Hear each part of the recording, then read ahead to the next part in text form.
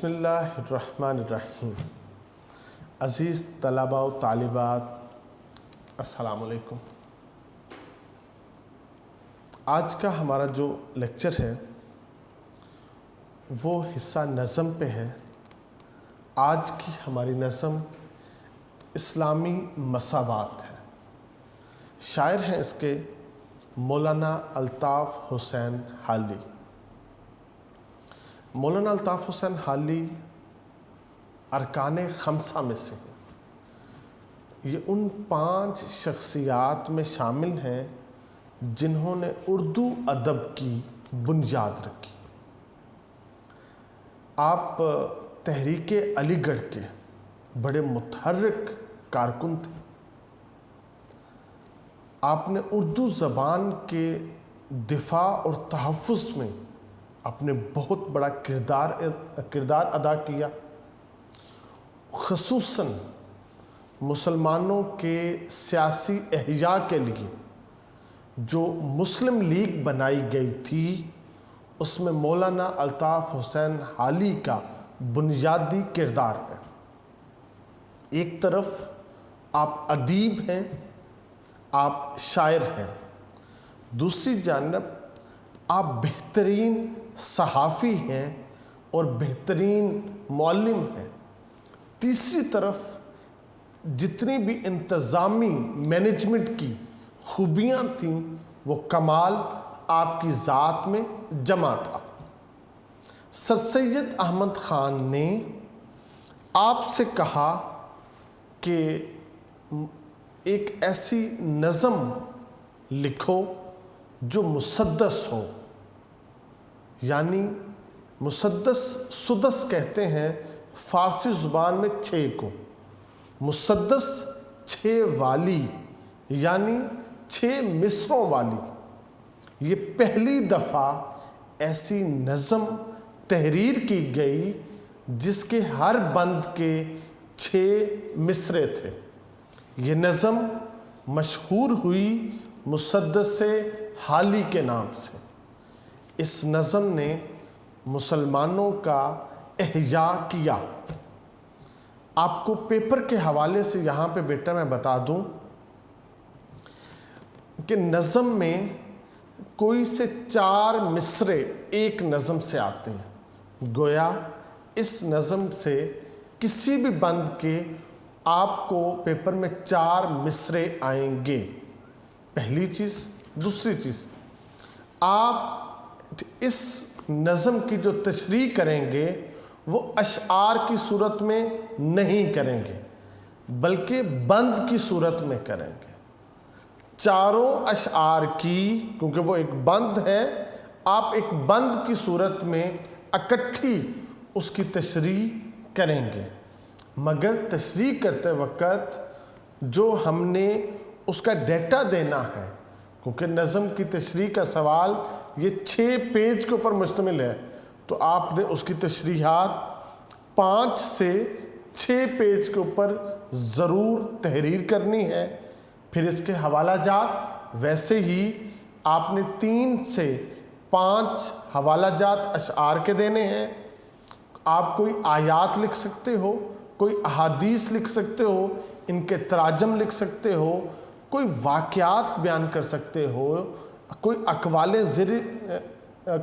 زری لکھ سکتے ہو، کوئی اور ایسی چیز جو آپ کے موقف کی تائید کرتی ہو، وہ دلیل کے صورت میں آپ نے ضرور تحریر کرنا ہے۔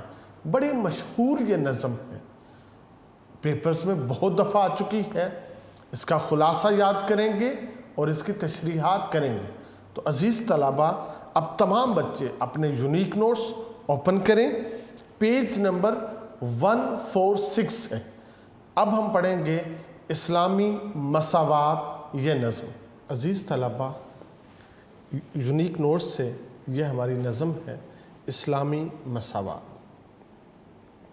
شاعر ہے مولانا الطاف حسین حالی۔ سب سے پہلے یہ مشکل الفاظ کے معنی یہاں پر ہم لوگوں نے تحریر کر دیے ہیں۔ جیسے جیسے ہم اشعار پڑھیں گے ویسے ویسے ہم مشکل الفاظ کے معنی کرتے جائیں گے۔ سب سے پہلے اس نظم کا یہ خلاصہ ہے جس کو ہم دیکھیں گے.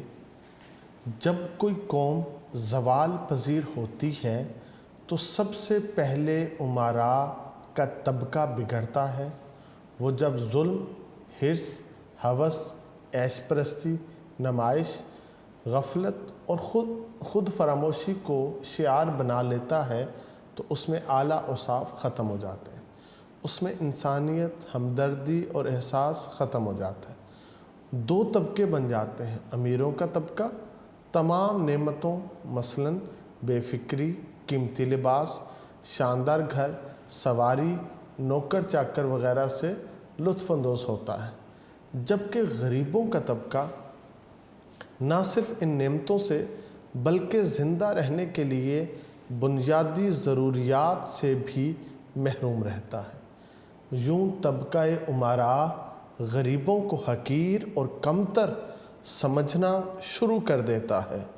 کتاب ہدایت کا پہلا درس ہی یہ ہے کہ ساری مخلوق خدا کا کنبہ ہے اور اللہ کو سب سے زیادہ محبوب وہ ہے جو اس کے کنبے سے حسن سلوک کرتا ہے. اور اصل دین و ایمان یہی ہے کہ دنیا میں ایک انسان دوسرے انسان کے کام آئے. تو عزیز طلباء، یہ اس نظم کا خلاصہ ہے جو پیپر میں 5 نمبر کا آتا ہے. ہم نے اس کو ہو بہو یاد کرنا ہے. اب چلتے ہیں اس نظم کی تشریحات کی طرف. تو یہ پہلا بند ہے اس کا. مولانا الطاف حسین حالی نظم اسلامی مساوات میں اس پہلے بند میں کہتے ہیں، کسی قوم کا جب الٹتا ہے دفتر تو ہوتے ہیں مسخ ان میں پہلے تونگر. بیٹا تونگر کہتے ہیں امیر کو، دولت مند کو، مالدار کو. جو بہت زیادہ مالدار ہوتا ہے اس کو ہم تونگر کہتے ہیں. مسخ کا معنی ہوتا ہے تباہ ہو جانا، نقصان میں چلے جانا، برباد ہو جانا، ختم ہو جانا. جب کسی قوم کا دفتر الٹتا ہے،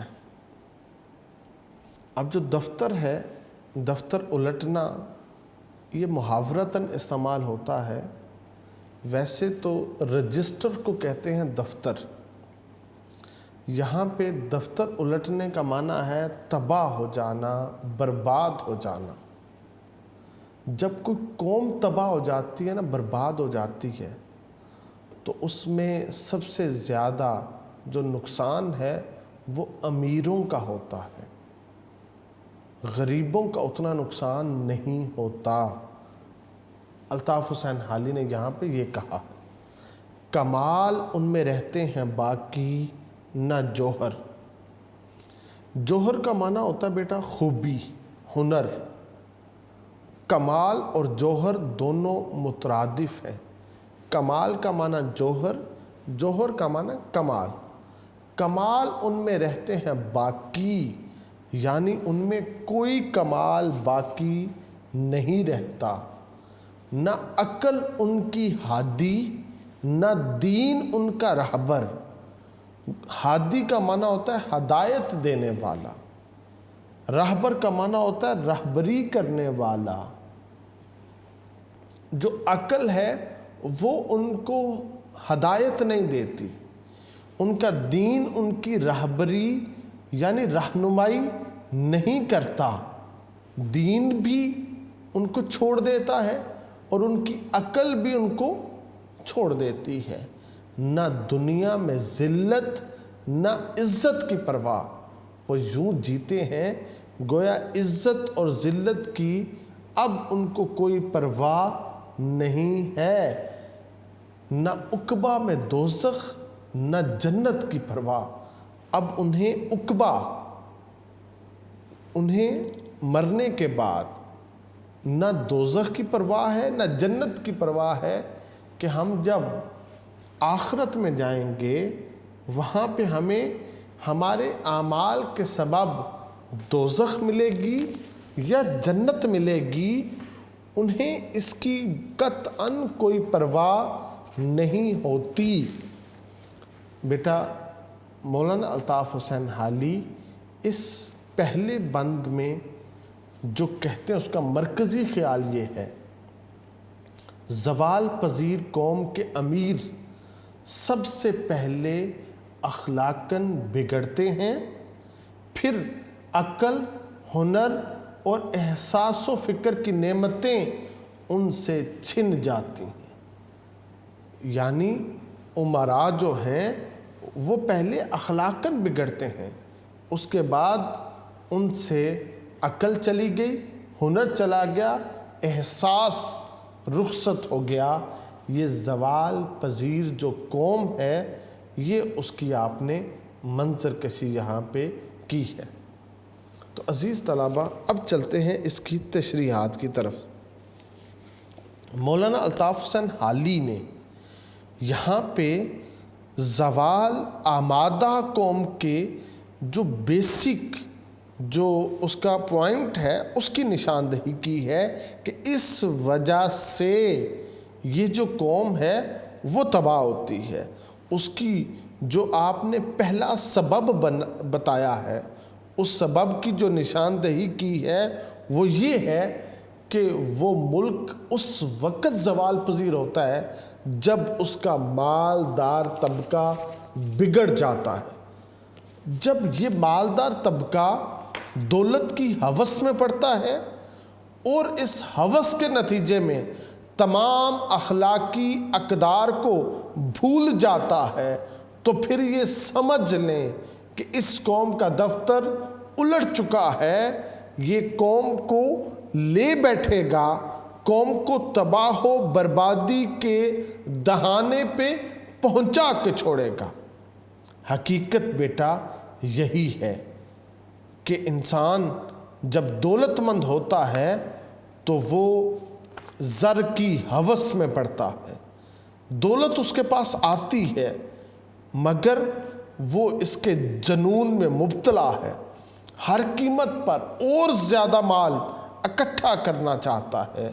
مال اکٹھا کرنے میں نہ اس کو عزت کی پرواہ ہے نہ ذلت کی، ایک دھن جو اس کے سر پہ سوار ہے وہ صرف یہی ہے کہ مجھے دولت ملے اور دولت ملے اور دولت ملے۔ اس کے حصول کے لیے وہ کیا کرتا ہے؟ وہ حقدار سے اس کا حق چھین لیتا ہے، وہ مال کی خاطر لوگوں کا خون کرتا ہے، لوگوں کو دھوکے دیتا ہے۔ تو وہ ان ساری چیزوں سے جب بے نیاز ہو کر وہ کیا کرتا ہے؟ لوگوں کا مال ہتھیا لیتا ہے، تو پھر جو خدا نے اس کے اندر خوبیاں رکھی تھیں اس کو زنگ لگ جاتا ہے۔ جب اس کی خوبیوں کو زنگ لگتا ہے تو پھر کیا ہوتا ہے؟ اس کا ذہن بگڑتا ہے، اس کی عقل اس کی ہادی نہیں ہوتی، اس کے دل میں اب دین کی بجائے دنیا رچ بس جاتی ہے۔ تو پھر وہ کیا ہوتا ہے؟ وہ اندھا ہو جاتا ہے۔ آنکھیں تو رکھتا ہے مگر اس کی آنکھیں دولت سے پرے کچھ نہیں دیکھتی، جس کی وجہ سے کیا ہے؟ وہ لوگ اپنے دل سے احساس مروت کو ختم کر دیتے ہیں۔ آج ان کی معاملہ ہے کہ وہ حکمت سے خالی ہیں، وہ عقل سے خالی ہیں، وہ دین سے خالی ہیں۔ جب یہ کیفیت ہو جاتی ہے تو انسان کیا ہے؟ وہ ذلت و رسوائی میں پڑ جاتا ہے۔ دل و دماغ تھے سن اور منجمد تھے ضمیر۔ بہت پیارا یہ شعر ہے بیٹا، اس کو تحریر کر لیں۔ دل و دماغ تھے سن اور منجمد تھے ضمیر، مجھے تو جتنے تونگر ملے تباہ ملے۔ یہ جتنے جو تونگر ہوتے ہیں نا یہ تباہ ہوتے ہیں۔ اکبر الہ آبادی نے بھی کہا تھا، عقبہ کی باز پرس کا جاتا رہا خیال، عقبہ کی باز پرس کا جاتا رہا خیال، دنیا کی لذتوں میں طبیعت بہل گئی۔ جب انسان سمجھے نا کہ اس نے سدا دنیا میں رہنا ہے، پھر اس کی یہی کیفیت ہو جاتی ہے۔ عزیز طلباء، ان اشعار کی طرف واپس چلتے ہیں۔ شاعر کہتا ہے کسی قوم کا جب الٹتا ہے دفتر، جب کوئی قوم تباہ و برباد ہو جاتی ہے، اس میں نقصان سب سے پہلے تونگر کا ہوتا ہے، امیروں کا ہوتا ہے۔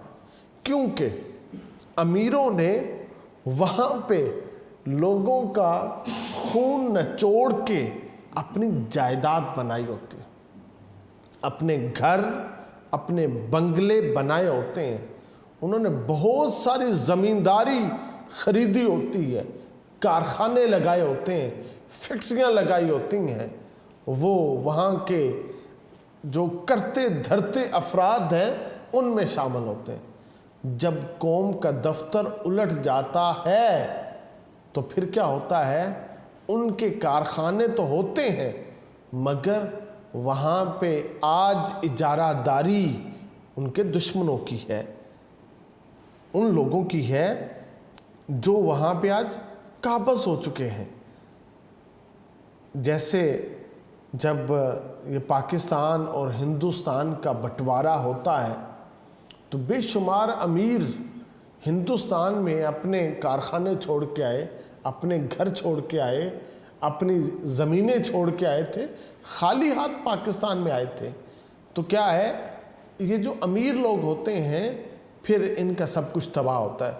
جو غریب ہوتا ہے نا، وہ پہلے بھی امیر کا نوکر یا خادم ہوتا ہے، وہ پہلے بھی جھونپڑی میں رہتا ہے، وہ تو پہلے بھی ننگے پاؤں پھرتا ہے، وہ پہلے بھی اس کے پاس عام سا معمولی سا لباس پہننے کے لیے ہوتا ہے، وہ تو پہلے بھی روکھی سوکھی کھاتا ہے۔ آج اگر ملک تباہ ہو گیا ہے، ملک کا دفتر الٹ چکا ہے، تو کیا ہے، آج بھی وہ کسی جھونپڑی میں پڑا ہے، آج بھی وہ ننگے پاؤں ہی ہے، آج بھی وہ روکھی سوکھی ہی کھا رہا ہے۔ تو جب ایسی کیفیت آئے تو غریبوں کا نقصان نہیں ہوتا بلکہ ان کا نقصان ہوتا ہے جنہوں نے اس ملک کے اندر لوگوں کا خون نچوڑ کے بے بہا جائیدادیں اکٹھی کی ہوتی ہیں۔ آج ملک تباہ ہو گیا، پھر کیا ہے، وہ جو غریب ہے اور یہ جو امیر تھا، آج ان دونوں میں کوئی فرق نہیں ہے، دونوں جھونپڑیوں میں ہیں، دونوں کیا ہیں، روکھی سوکھی کھا رہے ہیں، دونوں ننگے پاؤں ہیں، دونوں زمین پہ بیٹھے ہیں۔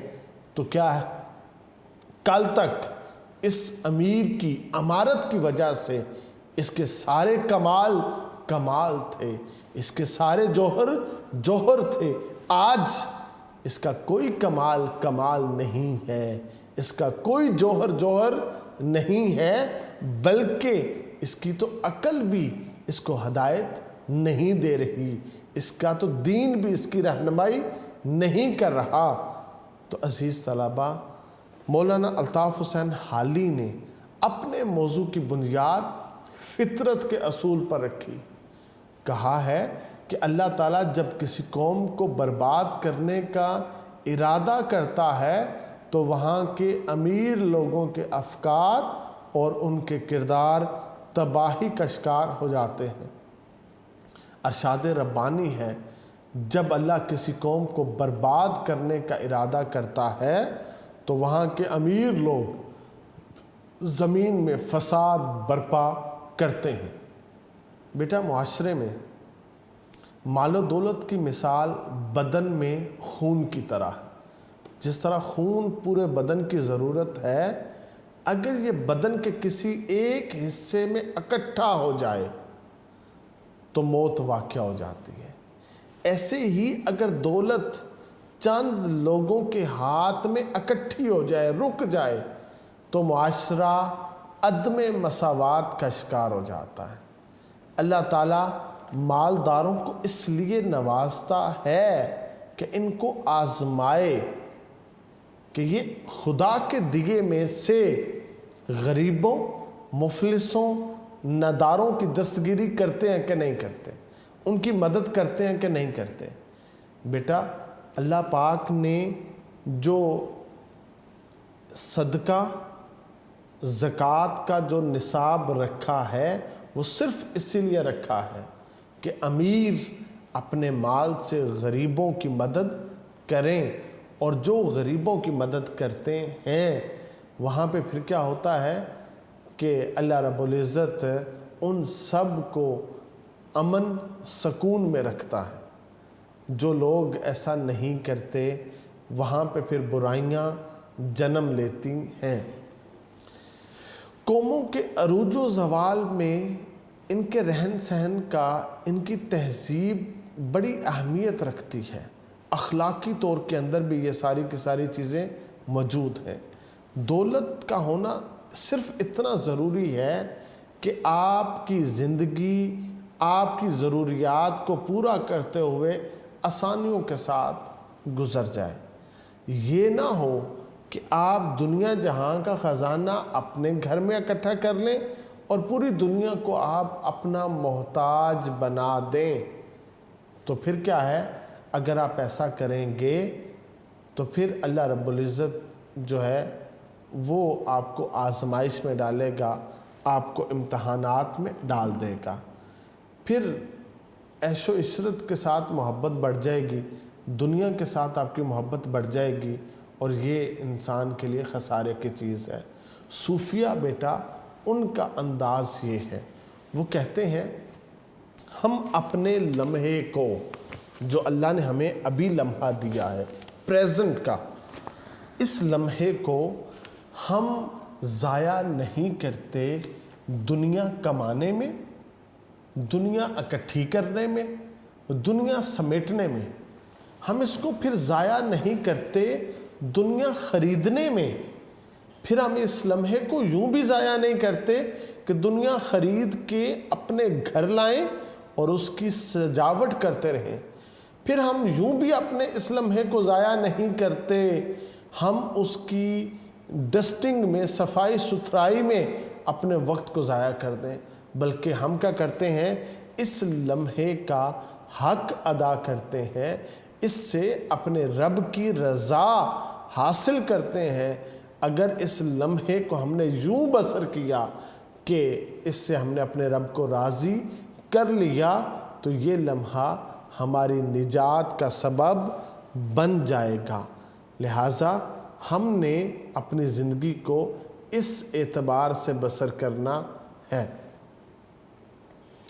وہ بڑا مشہور و معروف واقعہ ہے جو اشفاق صاحب ہیں، جنہوں نے زاویہ کتاب لکھی، زاویہ کے نام سے آپ پروگرام بھی پی ٹی وی پہ کرتے رہے۔ آپ کہتے ہیں کہ ایک دفعہ مغرب کی نماز ہم پڑھ رہے تھے، ابھی مغرب کی نماز کی نیت باندھتی ہے کہ ایک شخص نے صدا لگائی کہ میری بیٹی مر رہی ہے، خدا را اس کو بچا لیں۔ کہتے ہیں کہ بابا جی نے سلام پھیر دیا اور مجھے بھی کہا بیچ نماز میں کہ اشفاق سلام پھیر دو۔ میں نے سلام پھیر دیا، لیکن میرے دل میں آیا ہم نماز پوری کر لیتے، پھر جو نا اس کی تیمارداری کے لیے چلے جاتے۔ بیچ نماز میں سلام پھیر کے اب ہم اس کے لیے جا رہے ہیں، دل میں کہتے میرے یہ خیال تھا۔ بہرحال ہم گئے، بابا جی نے اس بیٹی کو کچھ جو نا وہ دوائیاں پلائیں، دعا کی، اللہ رب العزت نے اس بیٹی کو شفا دے دی۔ واپس آئے، تانگے والے نے مجھ سے 4 روپے کرایہ مانگا، کہتے ہیں میں نے اسے 5 روپے دے دیا۔ تو بابا جی نے پوچھا کتنے دیے؟ میں نے کہا جی اس نے 4 روپے مانگے تھے، میں نے 5 روپے دیے۔ وہ کہتے ہیں کہ اللہ کے دیے میں سے دینے تھے، تم 6 روپے دے دیتے، کون سا تم نے اپنے پلے سے دینے ہیں؟ تو عزیز طلبہ، یہ بتانے کا مقصد ہے آج ہمیں اس دنیا میں جو ملا ہے یہ اللہ نے ہمیں دیا ہے، ہم خالی ہاتھ دنیا میں آئے تھے۔ اب جو نوازا خدا نے ہم کو نوازا ہے، لہٰذا اللہ کے دیے میں سے ہم نے اس کی بارگاہ میں، اس کی راہ میں خرچ کرنا ہے۔ تو جب یہ ہمارا ہے نہیں تو ہمیں اس کو سمیٹ کے رکھنے کی ضرورت نہیں ہے، ہم نے یہ سب چھوڑ کے یہاں سے چلے جانا ہے۔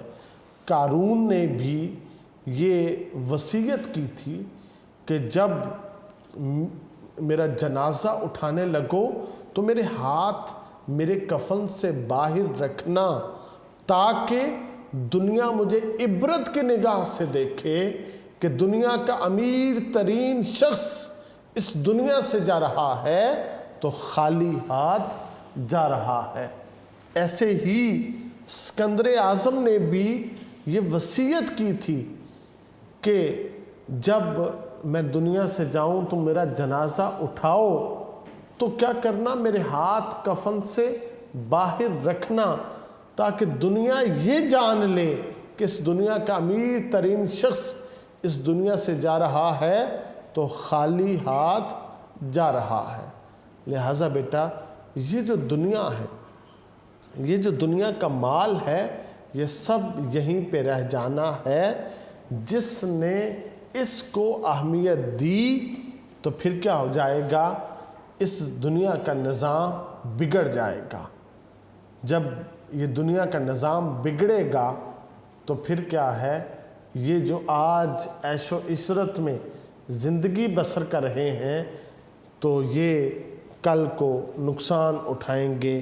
یہ جو سارا مال و اسباب ہے یہ یہیں پہ رہ جائے گا۔ گزر رہی ہے طواف انعام عمر ندیم، یہ دائرہ کبھی ٹوٹے تو گھر کی راہ ملے۔ جب یہ دائرہ ختم ہوگا تو پھر ہمیں اپنے گھر کی راہ ملے گی۔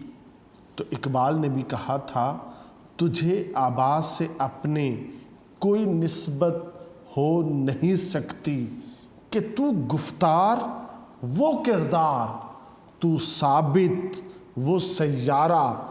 گویا یہ ہمارا انداز نہیں ہے جس انداز کے ساتھ ہم یہ زندگی بسر کر رہے ہیں۔ جس انسان کو سگے دنیا نہ پایا، جس انسان کو سگے دنیا نہ پایا، فرشتہ اس کا ہم پایا نہ پایا۔ انسان تو فرشتوں سے افضل ہے۔ یہ کب بنے گا، جب اپنے اعمال کو اس سٹینڈرڈ کے اوپر سیٹ کرے گا، پھر یہ فرشتوں سے بھی کیا ہے، افضل ہوگا۔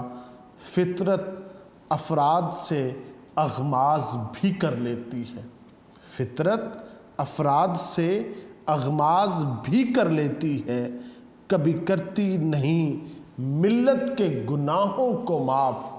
تو بیٹا ہمیں اس چیز کو سمجھنا ہے کہ ہم نے وہ اوصاف سے مزین ہونا ہے جو دنیا اور آخرت دونوں کی کامیابی کا زینہ بنے۔